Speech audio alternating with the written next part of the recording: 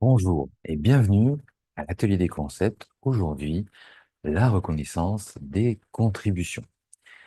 Je vous remercie de suivre cet atelier. Vos retours sont nos moteurs et l'essence qui nous donne envie de partager toujours plus les outils de l'ingénierie relationnelle que vous pouvez utiliser au quotidien dans vos relations.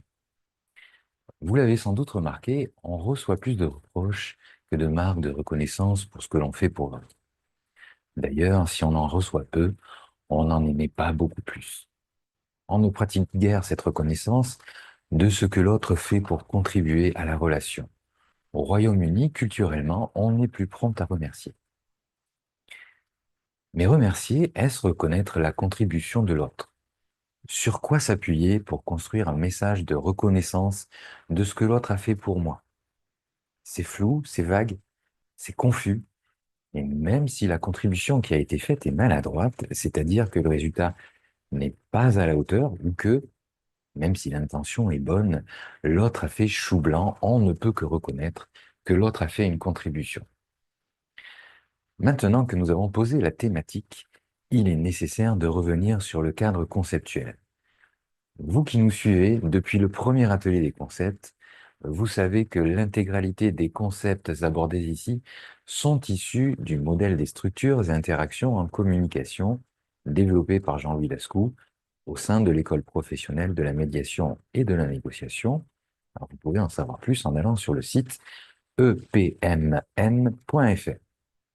Je vous en rappelle donc la structure qui va nous permettre de développer les outils de reconnaissance de la contribution.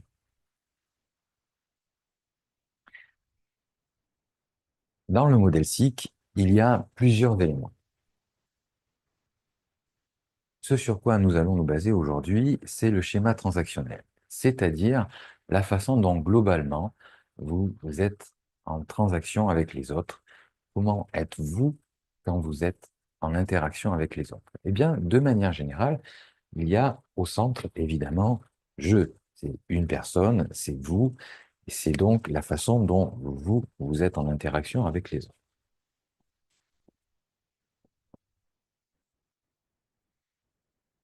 Ce jeu, donc vous avez des habitudes, des éléments sur lesquels vous êtes les plus confortables. Et de manière générale, dans l'interaction, on peut être plus à l'aise, plus attentif, plus rigoureux, par exemple sur le savoir. Tout ce qui est déterminé par la connaissance, la structuration, c'est les domaines du savoir et c'est sur l'axe gauche.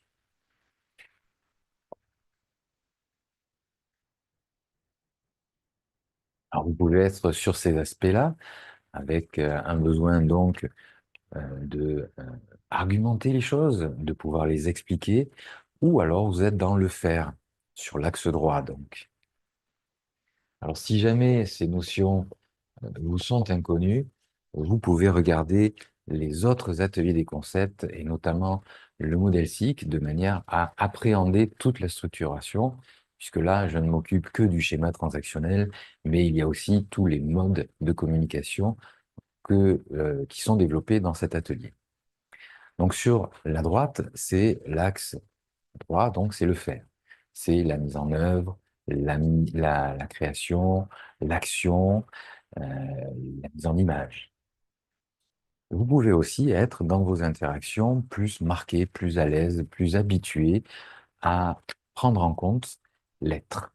Alors, prendre en compte l'être, qu'est-ce que ça veut dire? Eh bien, c'est aussi bien l'état des personnes qui sont en face de vous, comment ils sont, leurs relations, mais aussi tous les systèmes de valeurs, d'habitudes et de traditions qui peuvent être primordiaux pour vous dans votre relation à l'autre. Donc, une fois qu'on a fait ça, pour ce rappel conceptuel du schéma transactionnel du modèle SIC, eh bien, on va pouvoir l'utiliser pour développer ce qu'est la contribution.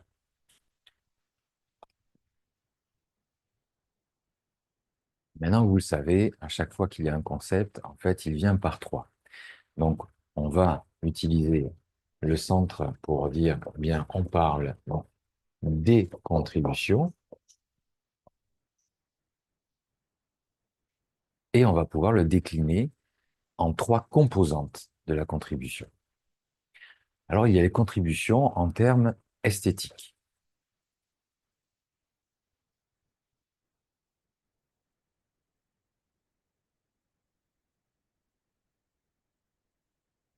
Il ne faut pas confondre l'esthétique et la beauté.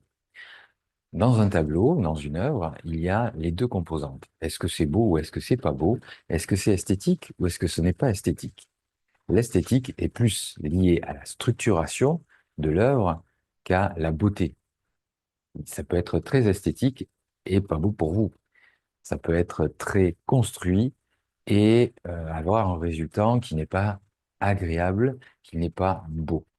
Donc l'esthétique, c'est bien la structuration. Et la structuration dans la relation, je vais vous donner un exemple un peu plus bas, mais continuons d'abord l'analyse et le décryptage en fait des trois composantes de ce que sont les contributions. Une contribution peut être en termes esthétiques, mais elle peut être aussi en termes d'utilité. Donc, contribution utile.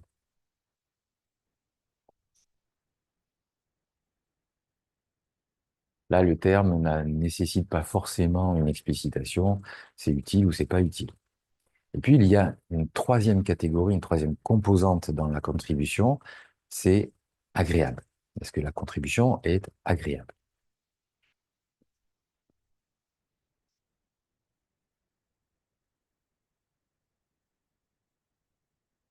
Là, on peut faire le parallèle avec ce qu'on a vu avant, c'est-à-dire sur l'axe gauche, sur le schéma transactionnel, vous aviez le savoir, l'esthétique qui est liée à la structuration est liée aux éléments de connaissance et de savoir de ce qui fait un tableau, par exemple, bien construit. Utile, eh bien, on voit très bien que c'est du pragmatique, c'est dans l'action, c'est dans le résultat, ça apporte une utilité, ça contribue utilement à votre relation. Et enfin, agréable, eh bien, c'est ce qui va vous permettre d'avoir un bien-être complémentaire. Donc, c'est bien sûr l'être. Maintenant qu'on a défini ces trois aspects de la contribution, vous voyez que déjà, vous avez une meilleure visibilité de ce que vous pouvez reconnaître en termes de contribution, de ce que fait l'autre dans votre relation. Alors maintenant, je vais donner quelques exemples de manière à ce que vous puissiez vous projeter, à ce que vous puissiez peut-être vous reconnaître dans ces éléments. Lorsque vous aménagez dans un appartement, vous structurez les espaces. Vous apportez des éléments qui modifient l'environnement, par exemple, afin de mettre en avant un tableau, une peinture, un poster, un bibelot. Vous pouvez apporter un jeu de lumière qui vient structurer la façon de regarder ou aménager l'agencement des bibelots entre eux de manière à créer une harmonie entre eux et son environnement. Votre partenaire pourra vous dire: je te remercie d'avoir organisé l'agencement des objets. Ça crée une cohérence qui fait naître en moi une certaine harmonie. Lorsque le médiateur professionnel intervient, il apporte un cadre dans les échanges que les personnes ont. Il structure les échanges de manière précise grâce au processus structuré de l'entretien individuel et celui de la réunion. Il facilite le dialogue. Il permet aussi de recréer de l'harmonie entre ce que les personnes pensent et ce qu'elles disent. En structurant vos échanges, le médiateur professionnel amène de l'esthétique à votre relation. Ça peut paraître anodin parce que ça paraît couler de source en fait. Mais ces éléments-là, on les reconnaît très peu à l'autre parce que ça paraît naturel. Et pourtant, le fait de pratiquer cette reconnaissance-là permet de reconnaître l'autre dans ce qu'il a fait et donc de le prendre en compte. Alors, en termes agréables, on peut avoir un autre type de contribution et donc de pratique de la reconnaissance de la contribution en termes agréables. Tous les lundis, tu penses à mettre un bouquet de fleurs dans mon bureau, toutes ces senteurs que j'aime tant. Je te remercie de rendre mes journées de travail aussi agréables.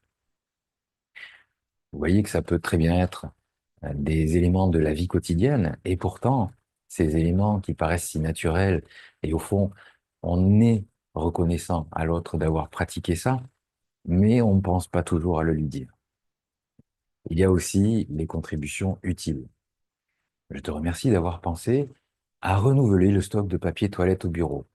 Sans ça, vous voyez que parfois, ça peut être très prosaïque ou beaucoup plus conceptuel. Néanmoins, pratiquer cette reconnaissance au quotidien, ça permet quelque chose de très très simple. Et vous allez voir qu'en fait, c'est très logique. Si vous prenez la première lettre de chacune des trois composantes de la contribution, eh bien, vous avez cet acronyme.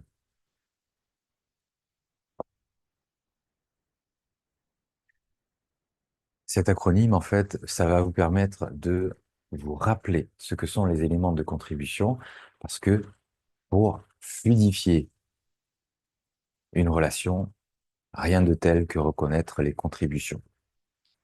L'eau fluidifiée, vous voyez le parallèle, c'est un moyen mnémotechnique pour vous permettre de n'en oublier aucune, à condition bien sûr que l'autre ait contribué dans ces éléments-là. Alors, une contribution peut néanmoins s'avérer être plus un obstacle qu'autre chose. Ne soyez pas trop dur. Celui ou celle qui en est la cause l'a fait avec une bonne intention et a peut-être confondu les odeurs que vous aimez et celles qu'il aime lui. La bonne intention n'exclut pas la maladresse et la confusion identitaire. Et si le résultat n'est pas à la hauteur de vos attentes, on peut quand même lui reconnaître qu'il a contribué ou qu'elle a contribué dans l'objectif d'améliorer votre relation, votre bien-être, vos conditions de vie. Et si cet autre, c'était vous? La première des relations, c'est celle que vous entretenez avec vous-même. S'il est utile de vous reconnaître les trois légitimités, tout en reconnaissant vos limites, que nous avons vues dans des précédents ateliers des concepts, reconnaître vos contributions dirigées vers vous changera la perception que vous avez de vos actes. Cessez les reproches, reconnaissez que vous agissez aussi pour améliorer votre bien-être. Je vous remercie d'avoir suivi cet atelier des concepts. Rendez-vous mercredi prochain en direct pour un nouvel hebdo de la médiation, à la veille du symposium de la médiation professionnelle qui aura lieu cette année à Abidjan, en Côte d'Ivoire. Vous pouvez assister à ce symposium et pour avoir toutes les modalités de participation, en ligne ou sur place, je vous invite à vous rendre sur le site symposiumdelamédiation.com. J'en profite, puisque j'ai encore un tout petit peu de temps, j'en profite pour remercier nos amis ivoiriens, nos amis qui sont à Abidjan et nos amis qui sont de manière générale en Côte d'Ivoire, qui sont en train de mettre en place un symposium fabuleux.